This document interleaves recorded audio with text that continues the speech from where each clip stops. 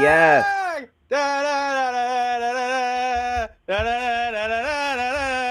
A momentous occasion indeed. Thank you for rejoining, for sticking with us, for believing in us. This is your Pal Hal. We are live on Backchannel. And apologies for the technical difficulties. Again, I think our friend in Peru, Grass Puddle, had it right. Travis pissed off Big Baloney. You know, there's Big Pharma, there's Big Oil, there's Big Tobacco, but don't you forget about the Baloney Syndicate, who rule the deli meat world with an iron hoof. And Travis ruffled the curly pigtails of Big Baloney, and they yanked the plug right out of the wall. But we sent someone over there to plug it back into the wall. And here we are. For those of you who don't know what I'm talking about, we were talking about a story before we left. And we were just having fun chatting about Oscar Mayer, everyone's favorite bologna company. Listen, your bologna has a first name. It's OSCAR. Your bologna has a second name. It's MAYER. Blah, blah, blah, blah, blah, blah, blah, blah, blah, blah, blah, blah. Anyway, Oscar Mayer came out with these face masks, which it looks like, the packaging looks like Oscar Mayer, and you open it, and this face mask that you put on to moisturize your face for 20 minutes or whatever, it looks like a slice of bologna. So we were just really enjoying that story before we went down. But we're back, and we're still diving into the Twitter sphere trending topics. And Travis, M&Ms are trending. And listen, yesterday we talked about Reese's peanut butter cups. You know we're a snack-centric show, so we got to talk about this Eminem story, and not the rapper Eminem. I will always talk. I will always talk Slim Shady, but M&Ms are trending. Travis, could you bring up this Eminem story? Apparently, they're going to be changing the colors, I don't know about the flavors. I mean, there are a lot of different flavors. I'm a peanut M&M guy. I don't know about y'all. Yeah, Travis, if you want to pop that up there, if you're able to find this breaking M&M news. I mean, we only, here on the Your Pal Hal Show, handle the big news, the important stories. M&M characters redesigned for a more dynamic, progressive world, Mars announced. Mars Bars. Mars Candies is who makes the M&Ms. All right, so let's click on this story and see what the heck are they talking about? Because I don't feel like M&Ms were not inclusive. You know what? Let's dive in. Okay, if you make that a little larger, let's read this article from CBS. Okay. M&M's iconic characters, 6 different colored lentils. Can you call that a lentil? Okay, I'm already confused. Well, I don't know about that. Like the size of a lentil? Is a lentil just like a catch-all for like little pod-looking things? I'm already first sentence, and I'm already baffled. Okay, 6 different colored quote-unquote lentils. I don't like that. Candies, 6 different colored candies. A lentil is like is something adjacent to a bean, and they are bean-sized. But anyway, that's very upsetting. I would really appreciate now a lentil being included, like in the cast. Maybe. Like just gross. Imagine like you get the handful of M&Ms and like you're eating it, and it's like M&Ms mixed with dried lentils.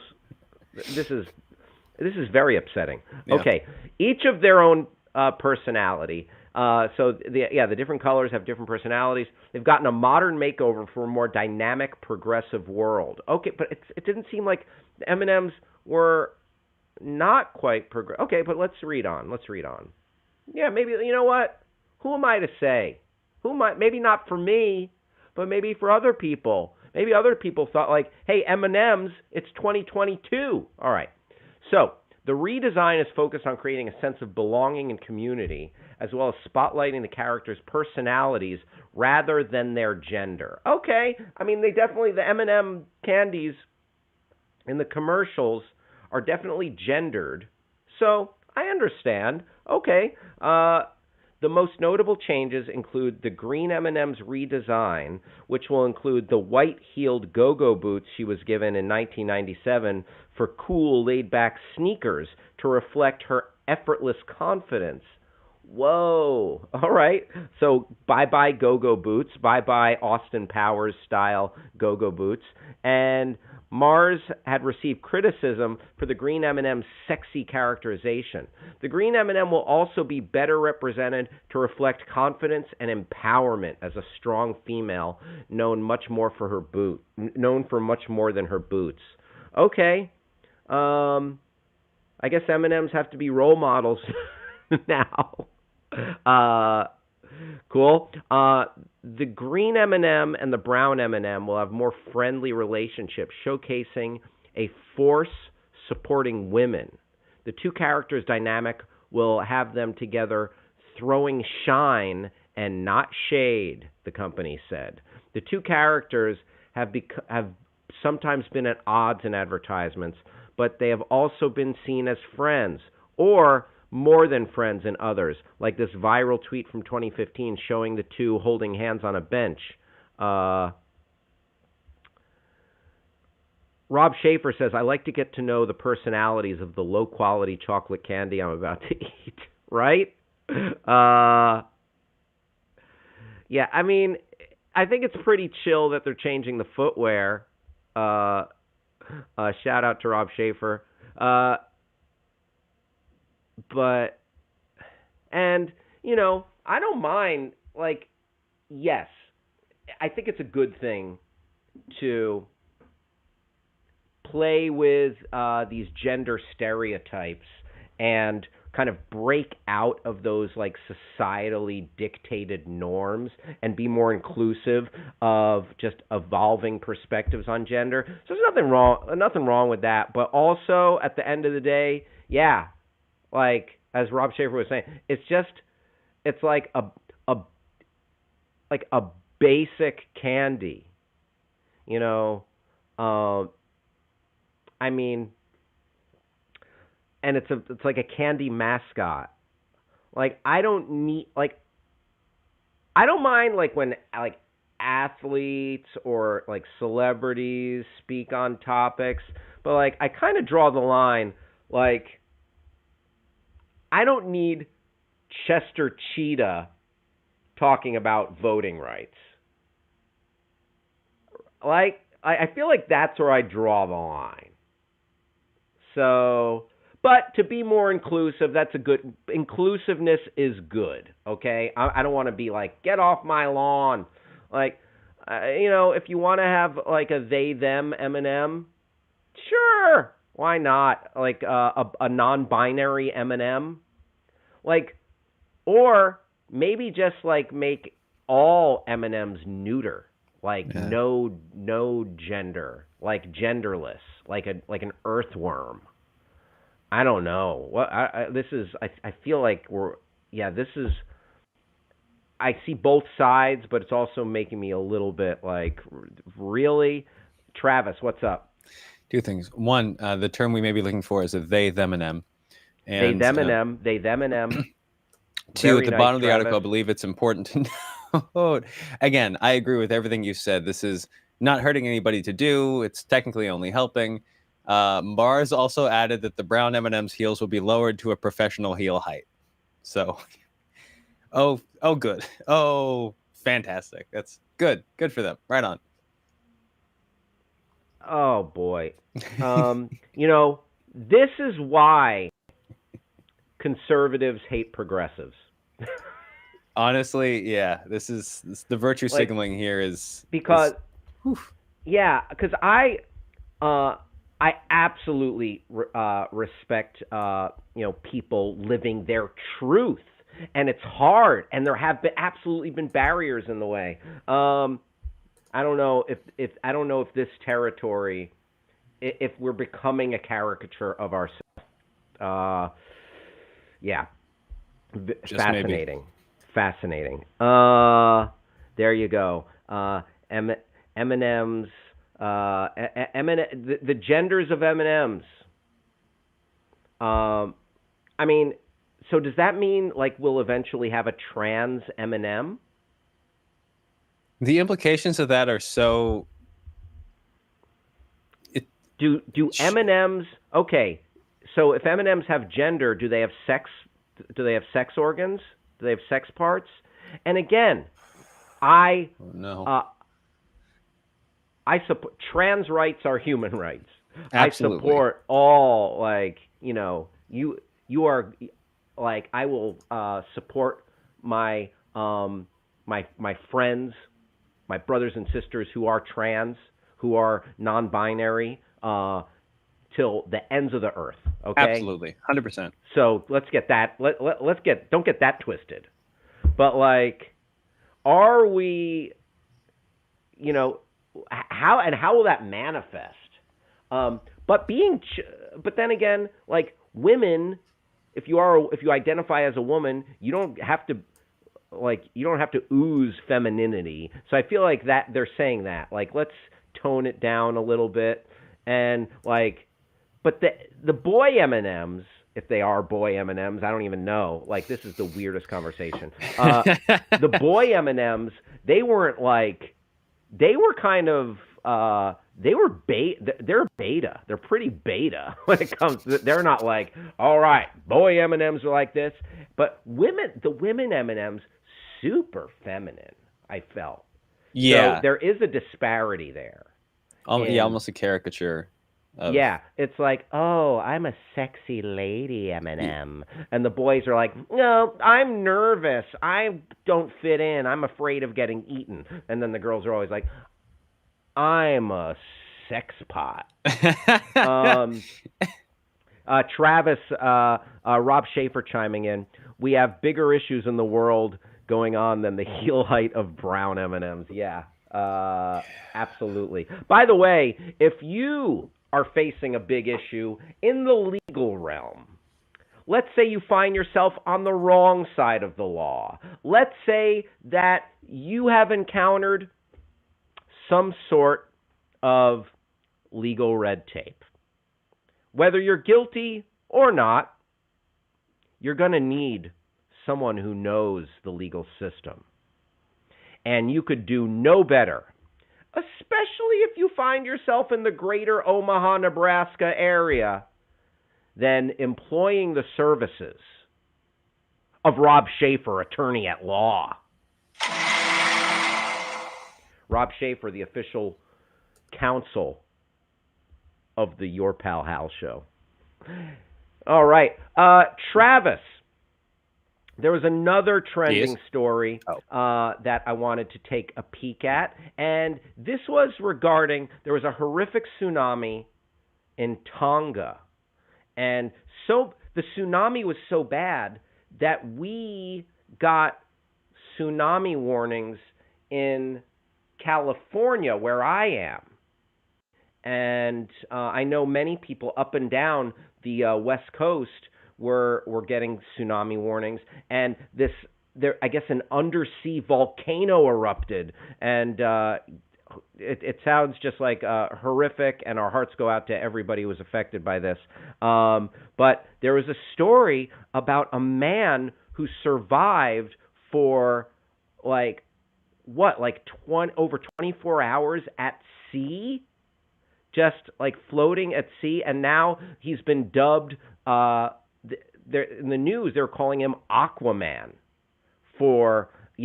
Tongan hailed as Aquaman after surviving tsunami and 27 hours at sea. Wow. Okay, so the miracle of a 57-year-old disabled man who survived in the ocean for 27 hours, that's a lot of doggy paddling. After being swept away by a tsunami wave is one of the first astonishing accounts to emerge from Tonga. Wow. Lisala Fulau, who has walking difficulties, had been painting his home and was unable to escape when giant waves topping 6 meters struck his tiny island of Atata. That word broke my brain for a moment. Atata, after a massive nearby volcanic eruption. Can we click on this or read the thread? I just want to see the account of what this guy had to do. Okay, very nice. Thank you, Travis. Okay, so here's a picture of this man wearing a lovely, I love that blazer with that crest. Travis, they're making you start a trial of this, so do we want to just, yeah, there we go. The miracle survival of this 57-year-old man. There he is in some traditional Tongan attire. Lisala Fulau, working on his home. 6-meter high wave struck his tiny island of Atata after a massive nearby volcanic eruption. The waves destroyed homes, eventually sucked him into the dark water on Saturday night, he told Tongan radio station Broadcasting after a 5-day communication blackout was restored. The Hunga Hapal apparently erupted with the force of more than 500 times the nuclear bomb the U.S. dropped on Hiroshima in World War II. Yikes. That's a spicy meatball. Images revealed that Atata, which has the population of about 60 people, is one of the worst affected of Tonga's islands. As Mr. Fulau drifted further from the land, battered by waves, he could hear his son calling for him. Oh, boy. But he did not respond as he did not want to put him in danger, he explained. Selfless. There's the island right there. We're looking at that.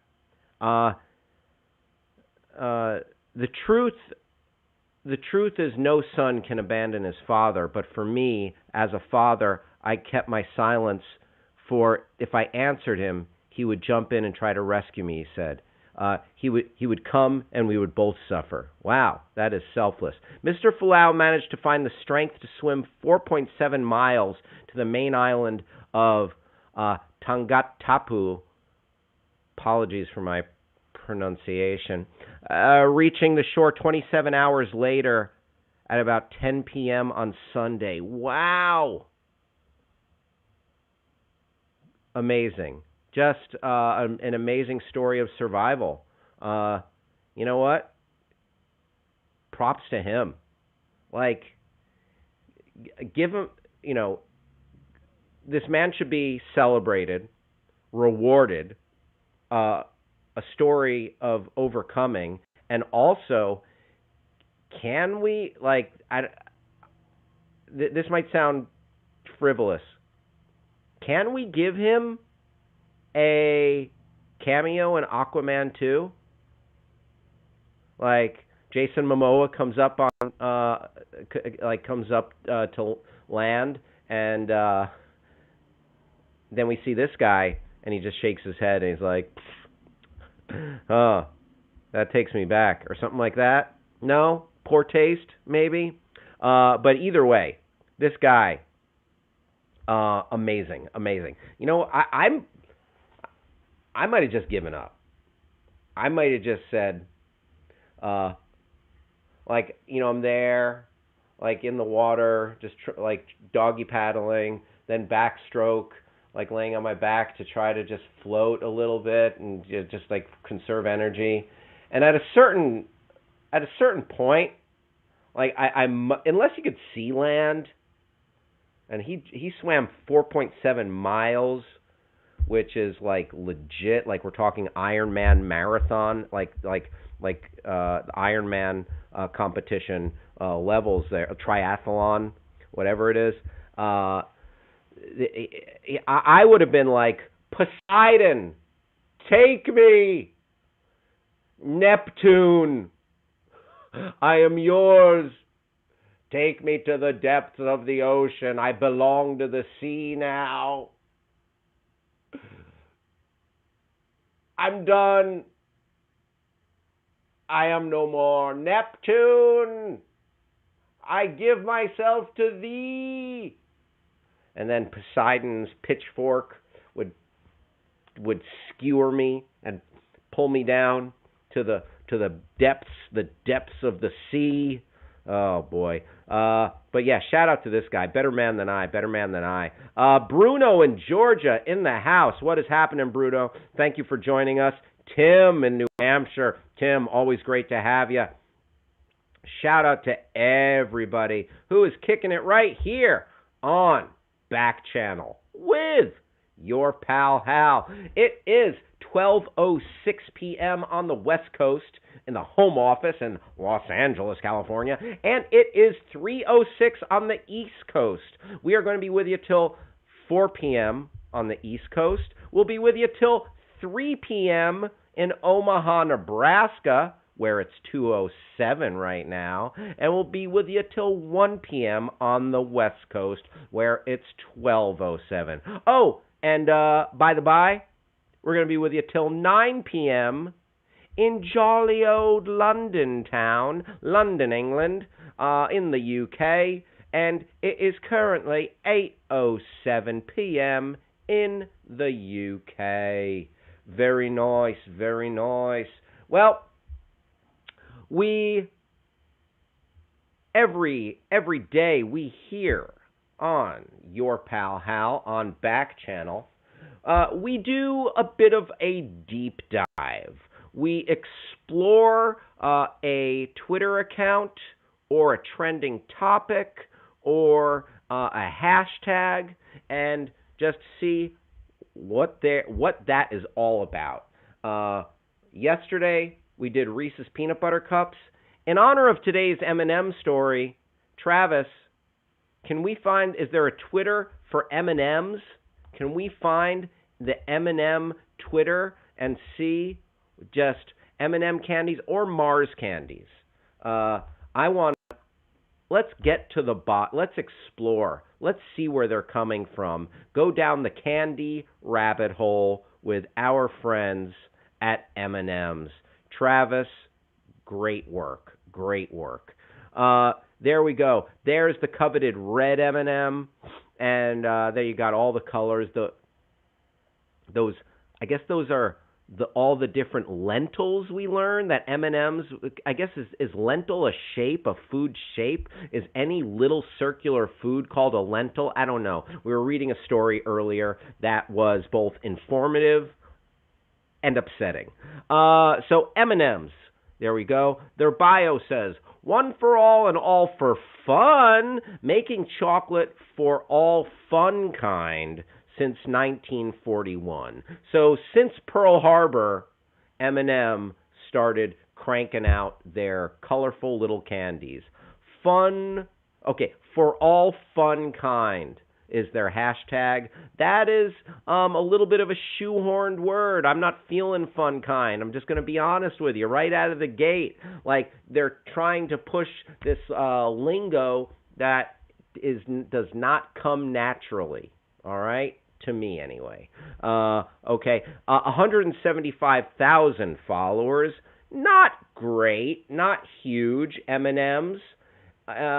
So let's go. Let's see what Eminem is tweeting about. By the way, this segment is not sponsored by M&M's, but M&M's, if you would like to sponsor, give us a ring.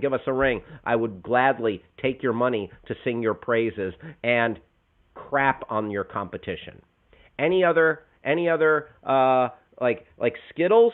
Like I will be like, oh, you want some colored candy lentils? Skittles are straight trash. Go M&M. I will excoriate Skittles. I will go scorched earth on their butts if you come over to the Your Pal Hal show, M&M's. I will sing your praises and crap on your competition. That's it. This was Your Pal Hal begs for a sponsor. Thank you. I don't even know if I can call that begging. That was more, you were laying down your terms. I mean, let me just say this. Please, Eminem. There we go. Okay. Please. Thank you. All right, let's go back and see what the heck Eminem's tweeting for a couple minutes here. Popping in to say hi. This is 5 hours ago. Allow us to reintroduce ourselves. My name is Hove. Okay. If you allow us to reintroduce ourselves if you're new here. Eminem, you need no introduction. We know who the heck you are. We're M&M's, the candy you know and love, but this space is all about fun. Together we can use the power of fun to create a world where we all belong, for all fun kind. The fun kind word is distasteful. Yeah, grass puddle. I feel you. I'm not feeling fun kind. All right? Great. So, great. No need to reintroduce yourself, and no need to get so fancy. Just talk about your tasty candy. It's not, it is kind of fun. All right. It is kind of fun.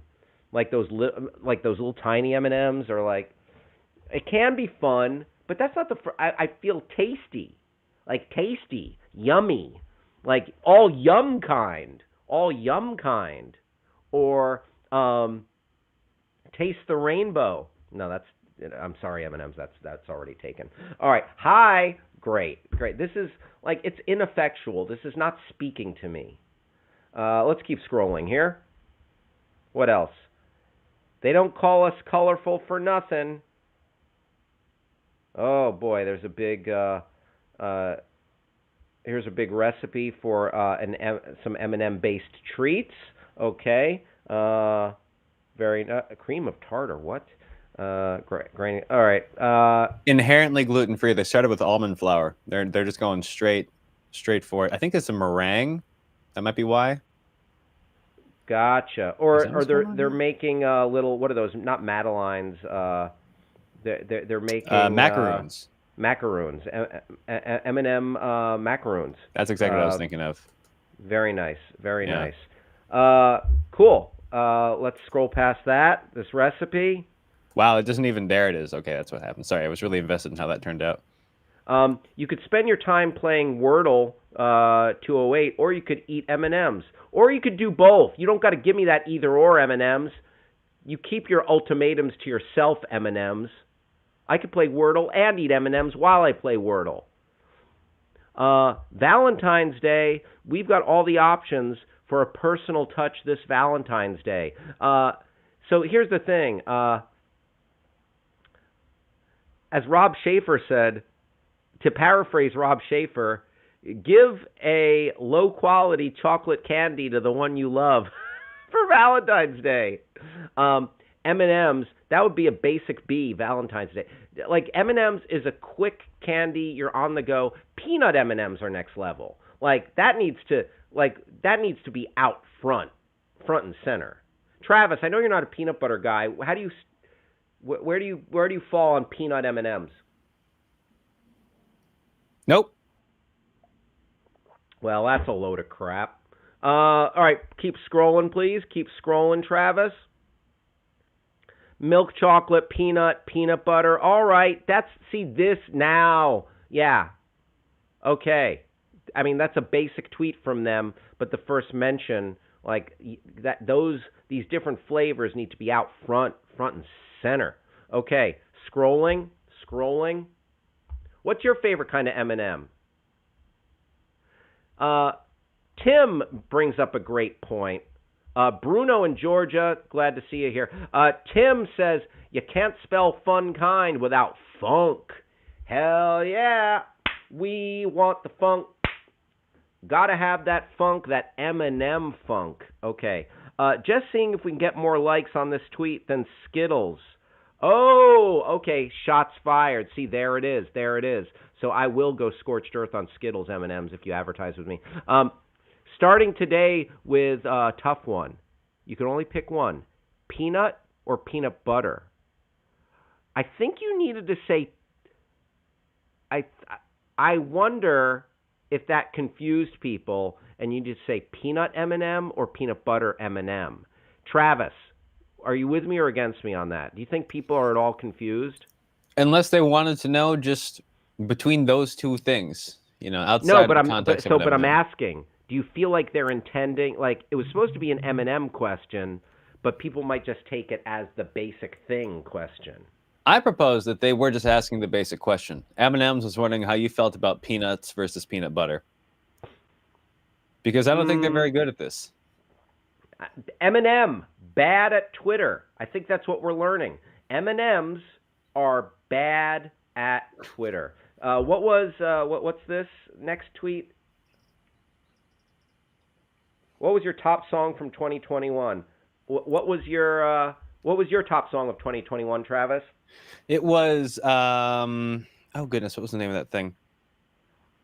Oh my goodness, it's breaking my brain. Olivia Rodrigo, Driver's License. No, but I do really like that took off. It is Many Times by Dijon. Many Times. Oh, sure. Yeah.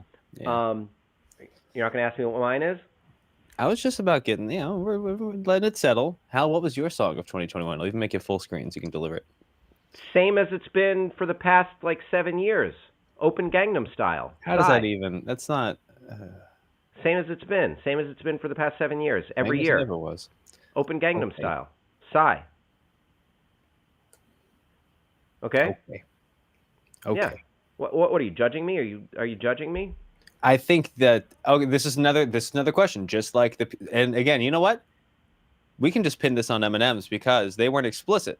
Just like peanut and peanut butter, are they saying your top song of all of 21 or top song released in 2021? I took that to mean the latter, and obviously that's not shared. So again, I understood what they were asking, but I didn't listen to any songs released in 2021.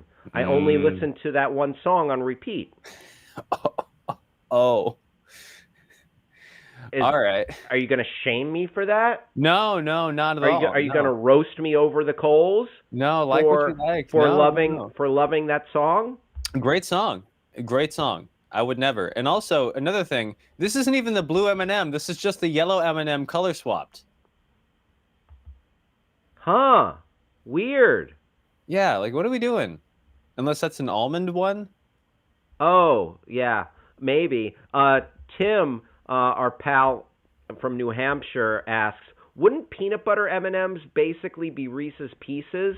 That's a great question, Tim. I think, there's something there. I think we need to do a side-by-side. And I think we need to get E.T. to eat some to taste test peanut butter M&Ms versus Reese's Pieces. Grass Puddle says blue M&M on a blue background. It's 12:18 right here on Your Pal Hal Show. Please join the conversation by getting your smart device's attention. Use the magic word "say," and you can put in anything after that.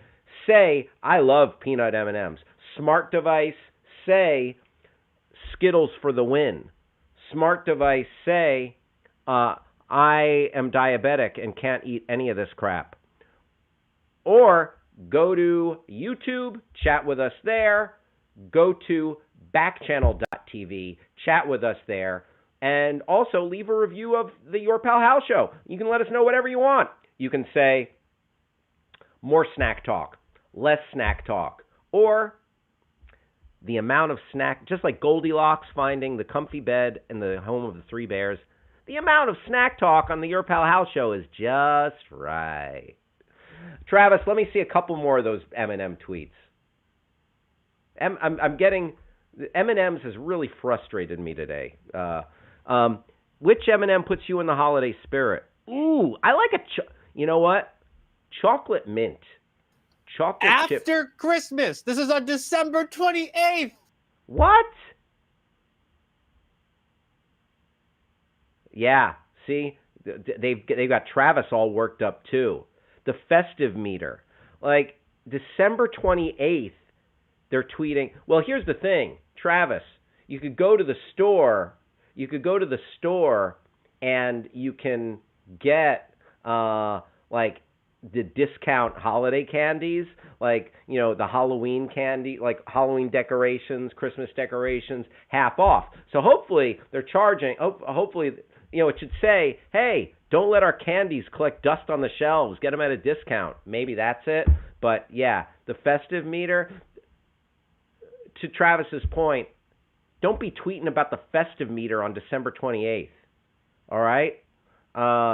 You should have a New Year's tweet. You should have a New Year's Eminem tweet. All right? But I guess they had all that Christmas packaging that they had to get off the shelves.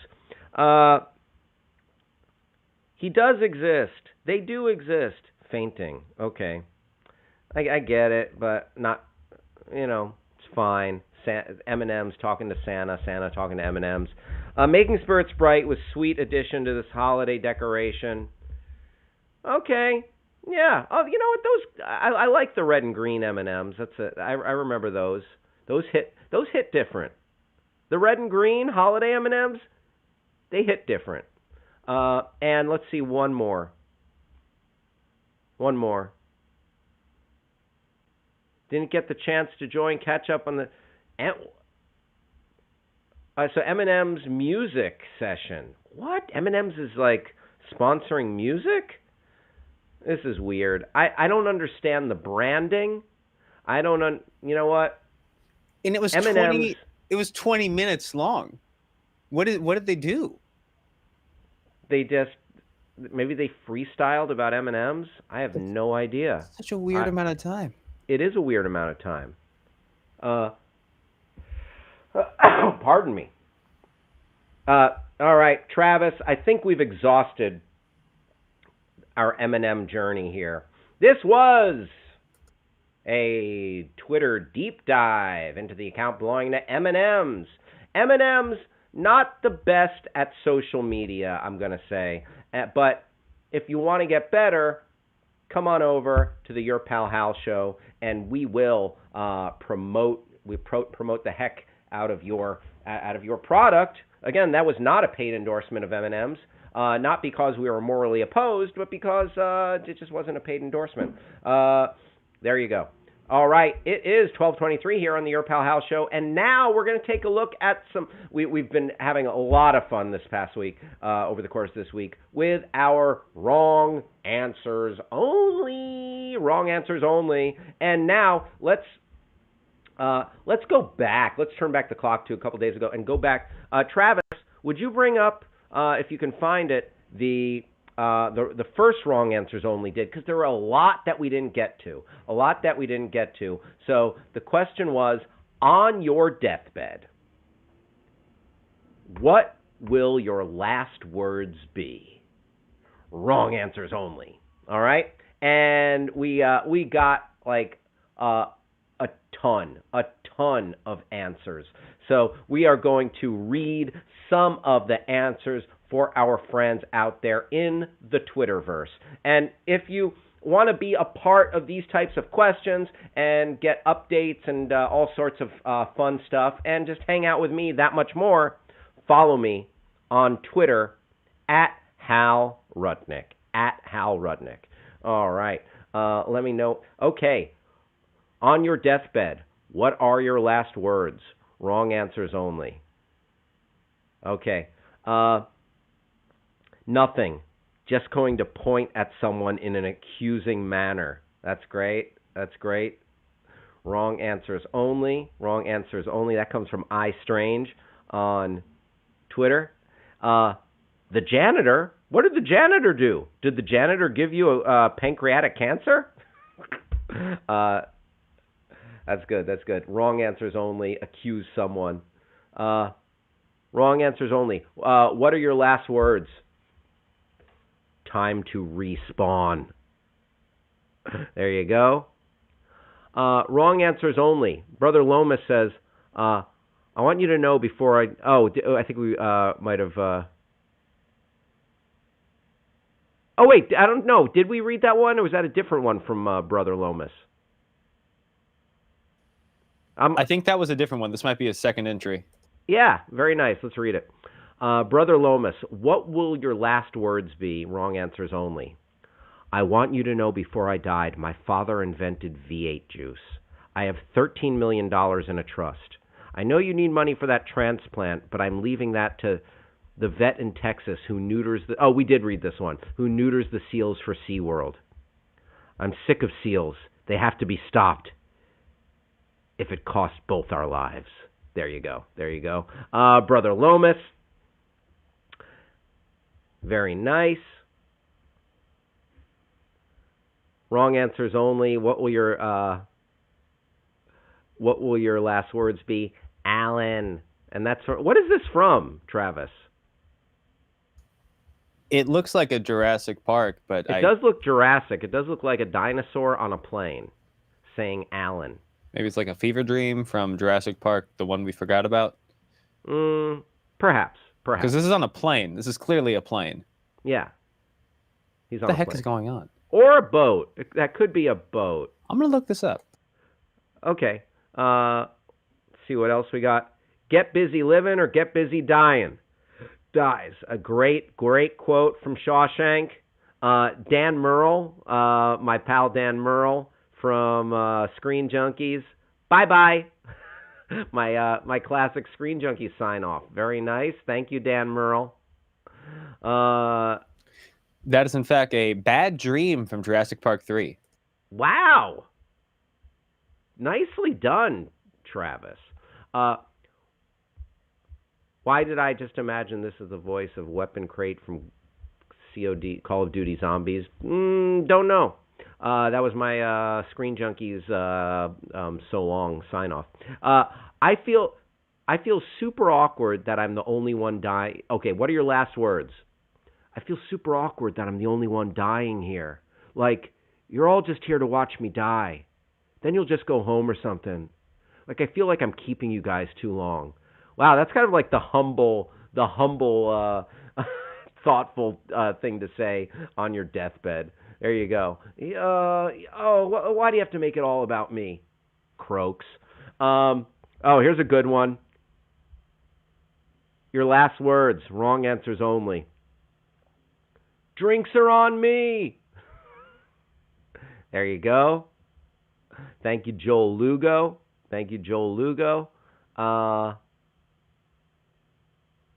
Oh, that's great. Although, and the strategic misspelling there. Bazinga. What are your last words? Wrong answers only. Opens eyes one last time. Bazinga. Dies. That's great. Wrong answers only. Last words.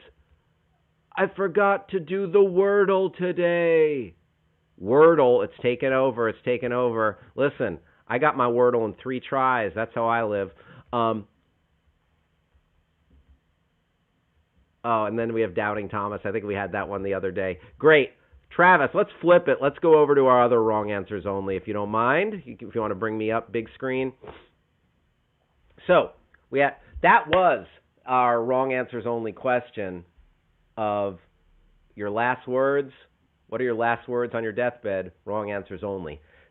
The second one we did this week, where we got an equal amount of excellent, funny answers. Amazon came out with the name of their Lord of the Rings series. I think it was called Lord of the Rings, Power of the Ring or something. Power of the Rings. Rings of Power. Lord of the Rings, Rings of Power. There it is. What were the other titles in contention that Amazon was considering? Wrong answers only, please. Wrong answers only. Let's jump in and see if we got any good stuff. Travis, we got a lot of good ones the other day. And Travis, I know you're on duty making sure nothing inappropriate comes into view. Thank you, good sir. Because, listen, I got plenty of inappropriate ideas, but I'm going to keep them up here. We had Prince Ali. I think we had this the other day. What I'm about to share could get me in trouble, but everyone needs to know. The following five alternate names that the producers were considering before settling on Rings of Power. Lord of the Rings. Rings everywhere. That's great. Ringleader and the Jewelers. Ringleader and the Jewelers. That could have been an alternate title for Uncut Gems as well. That absolutely could have been an alternate title for Uncut Gems. All right. Any other? Oh, Home for the Holidays in Mordor. Also, Lord of the Rings, The Phantom Menace. That's great. Oh, and then the first one on that tweet. A thorough and definitive analysis of UK politics and cuisine with regards to the rest is caked in a strange white powder. Okay. Interesting. Oh, Mama's in the house. Deborah Rudnick. Shout out to my mommy. Sending good vibes. Sending good vibes to Mother. Thank you, Mom. This just in. The title is only partially revealed. It's actually The Lord of the Rings, The Rings of Power, The Power of the Lord. Excellent. It's just words and words of words of word. And it's a Christian parable molded into the template of Middle-earth.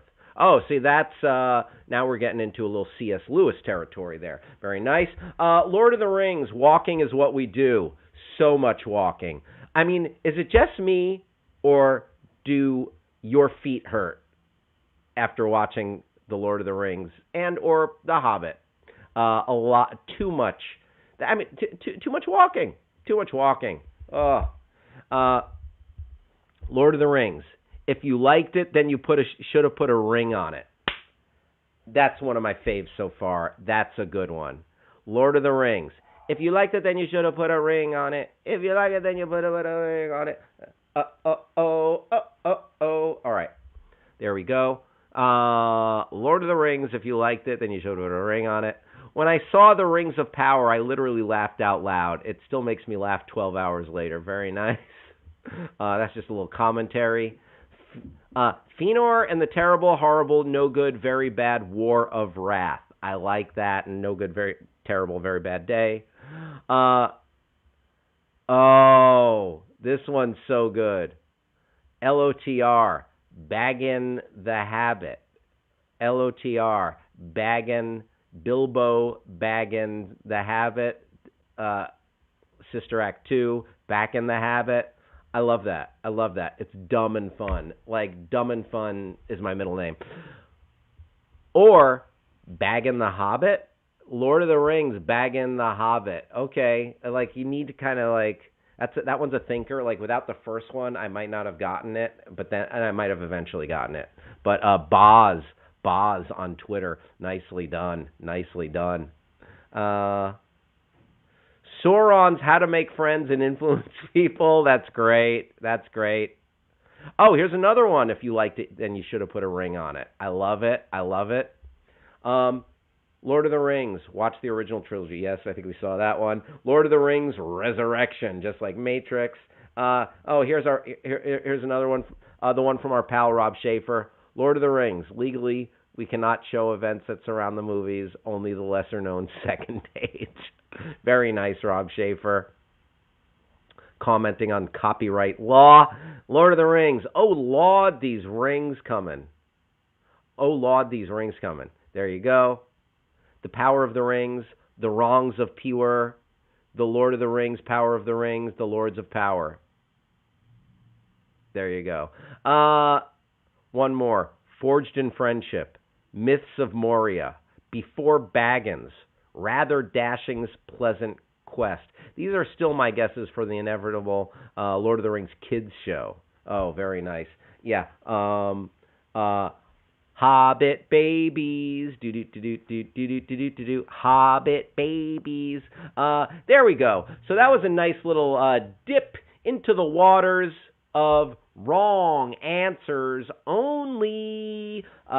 Very nice.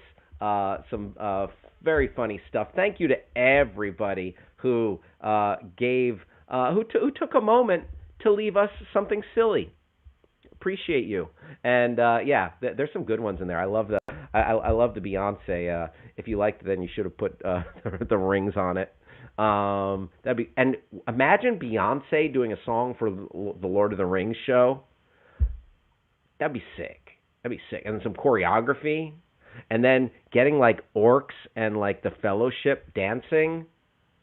I don't know. That'd be really cool. I would be super into that. I would love Beyonce, Lord of the Rings crossover. Shout out to Sandra. Sandra, thank you for joining the stream. And good to have everybody hanging out with us. We are going up to the top of the hour. We'll be here till 1 o'clock on the West Coast. We'll be here till 4 o'clock on the East Coast, 3 o'clock in Omaha, Nebraska, and 9 p.m. in jolly old England. Now, let's switch gears and do a little bit of Rex and reviews. Rex and reviews. And today, I would like to talk about, we're going to get Shakespearean, everybody. I would like to talk a little bit about a film that I just watched on my Apple TV Plus. If you've got the Apple TV Plus, then you will be able to watch The Tragedy of Macbeth. The Tragedy of Macbeth, directed by Joel Coen of the Coen brothers. It's a solo joint from him with his wife. He partnered with his wife, Frances McDormand, the amazing actress, one of the greats, a queen who walks among us, the reigning best actress from Nomadland, Academy Award-winning Best Picture from last year, directed by Chloe Zhao. So, The Tragedy of Macbeth, it's obviously the story of Macbeth. Macbeth is a military man, a soldier who has designs on greater power, and he clashes with the king, and witches tell him that evil will befall him if he in his pursuits of power, essentially. Like, that's it in a nutshell. Poorly explained by a non-Shakespearean scholar, me. Okay? But I will say, this journey, this film that is The Tragedy of Macbeth, it's beautiful to look at. It's handsomely made. I mean, it's just, okay, can I say this? Can I say this about The Tragedy of Macbeth? It's so dark. It's so maudlin. It's heavy. It's evocative. And as the kids say, or some kids used to say a couple of years ago in slang, and I'm going to say it right now, and these words aren't exactly comfortable coming out of my mouth. The Tragedy of Macbeth is a whole mood, okay? I'm sure that's exactly what Shakespeare wanted someone to say about this epic play. One of the just the most well-known, well-told stories of all times. But the moodiness, the darkness, the combination of the music and the sets, the way it's shot, it's gorgeous to look at, and it is really emotionally evocative. It kind of sucks you in. And it's a very loyal to the actual Shakespearean text, as opposed to something like the Romeo and Juliet from Baz Luhrmann in the 90s, or as opposed to some updated retellings of Shakespearean stories. The language, this might seem so obvious, but sometimes you don't know until you're in the midst of it, that the language here, it's very true to the original Shakespeare. It's like it's not really changed, and it's loyal to the text, and it celebrates that. And I feel as they do that, It's a blessing and a curse. Because when you first get into it, you kind of have to, like, you realize, oh, I'm not getting all of the language.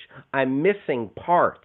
But then you realize, and I'm not a Shakespearean scholar, as I said, I was having trouble just kind of keeping up with it because I didn't know the story completely. But then I pulled back for a moment and realized you can get bits and pieces. And that's enough because you're seeing the journey and the emotion. It's on the people's faces. It's in the tone of their language and not just the words, but the actors are delivering the mood, the feeling. And it's like you could almost, obviously you don't want to do this because Shakespeare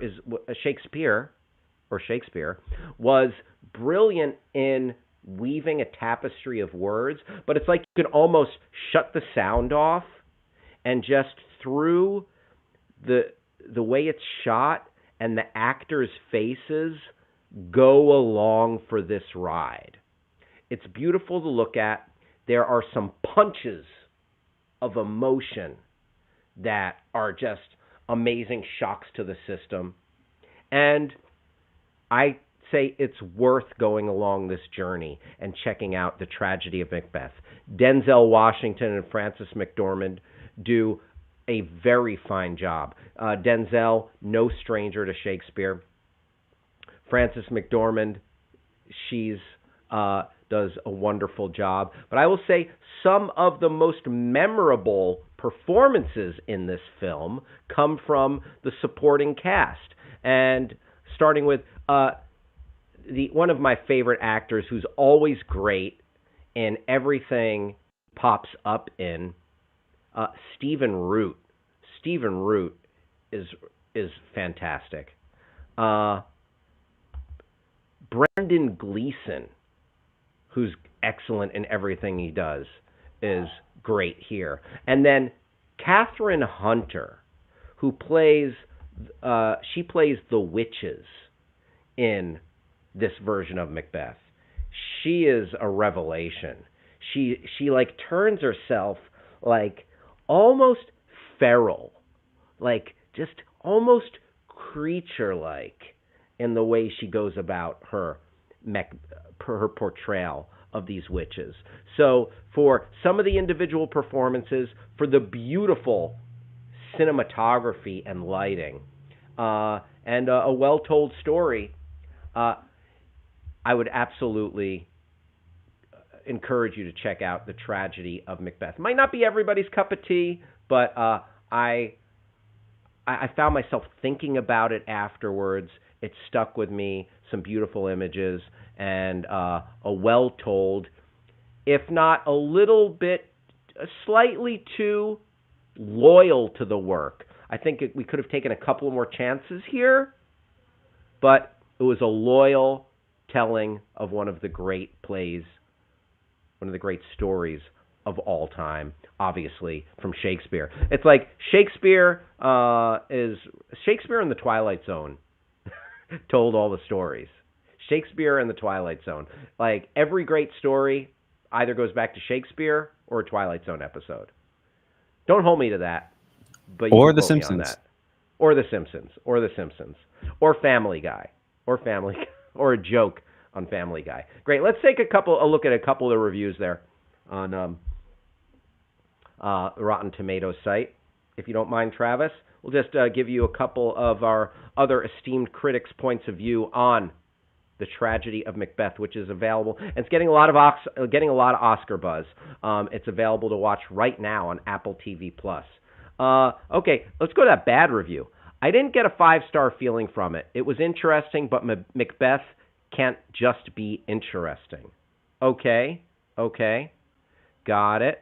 Joel Cohen's, that comes from Kermode and Mayo's film review. Rolling Stone, K. Austin Collins of Rolling Stone. Joel Cohen's The Tragedy of Macbeth is both satisfying and limited. Spot on and slightly off for myriad reasons, but you can't fault it for lacking a genuine sense of interpretation.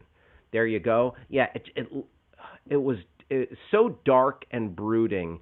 And like I said, it just creates a mood, an atmosphere that is really distinct. Joel Cohen has made his Macbeths into real adults who seem to drag real responsibilities behind them, says the New Republic. Independent UK says, Cohen has not only surrounded his leads with steady, tempered performances from Corey Hawkins as Macduff to Bernie Carvel as Banquo, but has directed both Washington and McDormand to take a wearier, more cool-headed approach. Yeah, I will say I was expecting a little bit more bombastic from Denzel Washington because he's so good at that speed. Like when I think obviously Training Day, or when I think about Flight or other classic Denzel performances, it was a lot that much more restraint in this Macbeth. And then Isaac Butler from Slate says, what lingers in the mind after this version of the tragedy of Macbeth is not specific line deliveries or bravura acting moments, although the cast all acquit themselves well, but images and sounds. Yeah. The texture, the feel, the dark and the light. It's if I didn't say this before, it's in black and white, and the color palette of the black, white, gray, it's gorgeous to look at. It really is gorgeous to look at here. It's stunning. One more. Let's see what The Atlantic has to say here, Travis. Thank you. With the visuals of the tragedy of Macbeth, Cohen takes an empty canvas and applies just a few oblique blots of ink. The detail is still there. It just requires a different sort of concentration. Interesting. So there it is. Worth diving into as far as I'm concerned. It's just, it really is kind of a meditative journey with just cool images, cool sounds, moments that punctuate. The tragedy of Macbeth is there for you. And especially if you're a Shakespeare head. If you're a Shakespeare head, you don't need me to tell you.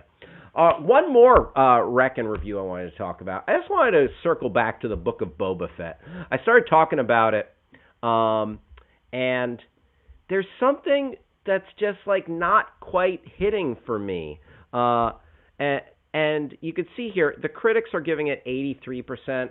Audience score a little lower, 61%. It's missing one thing. Rob Schaefer says he prefers his Macbeth being played by animated lions, a la The Lion King. Very nice. Thank you, Rob Schaefer.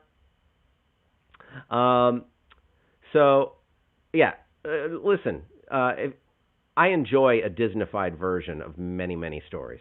And again, all stories come from Shakespeare, Twilight Zone, Simpsons, or Family Guy. I think we covered all our bases there, but TBD.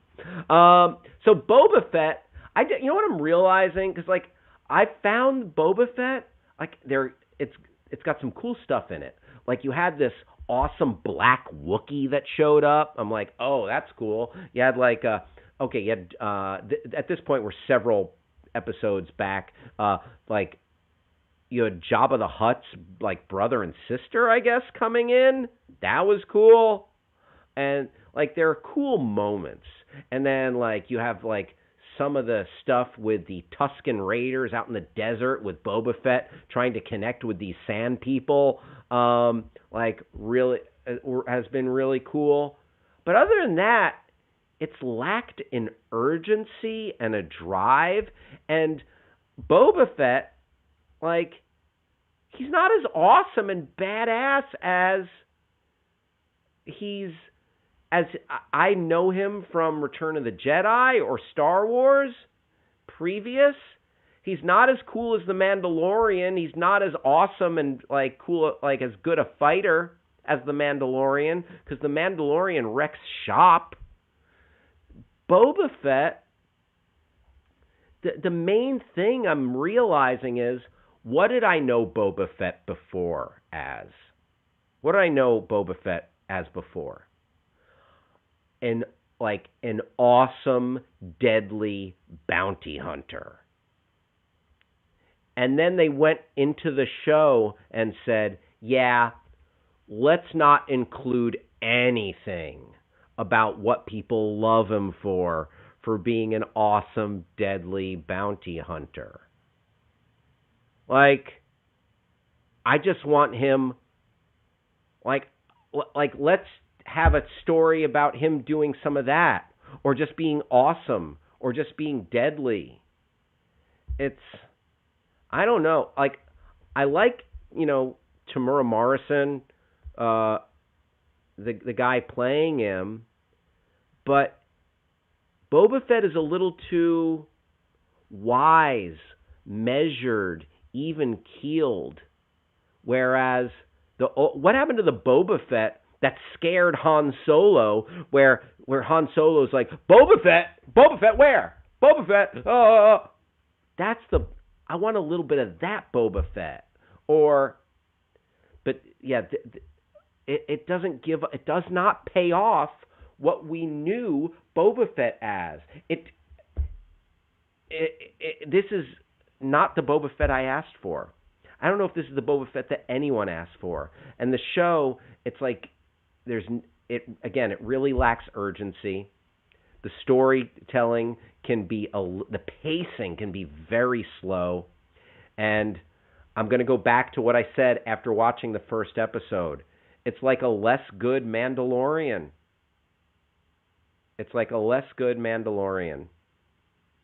So, there you have it. That is just catching up on how I just simply wanted to say I'm still dissatisfied, and I just was thinking about it. Didn't give us what we loved Boba Fett for. All right? So, there you go. Put that in your pipe and smoke it. I am not feeling the book of Boba Fett. Yeah, I literally, I started watching it the other day, and, my eyes started to close, and I just let them. I let it lull me into a nap. There you go. I'm glad we were able to get the show back on the road today. It's been fun spending time with everybody. We've got one last segment, which is where we recount what our rejected segment was. We went over a bunch of stuff. We looked at the underwhelming Twitter account of Eminem's. We trending topics, reviews, all sorts of fun stuff, wrong answers. But there was a segment that we didn't include, which was our rejected segment today was Hal dresses up like a robot and pretends to give birth to a baby robot. Yeah. It's just so weird. First off, robots are built in a laboratory by a robotics engineer or a scientist or something, so they don't give birth to each other. And it's just weird and off-putting. It would have been long. So it would have been I would have taken this robot mask here.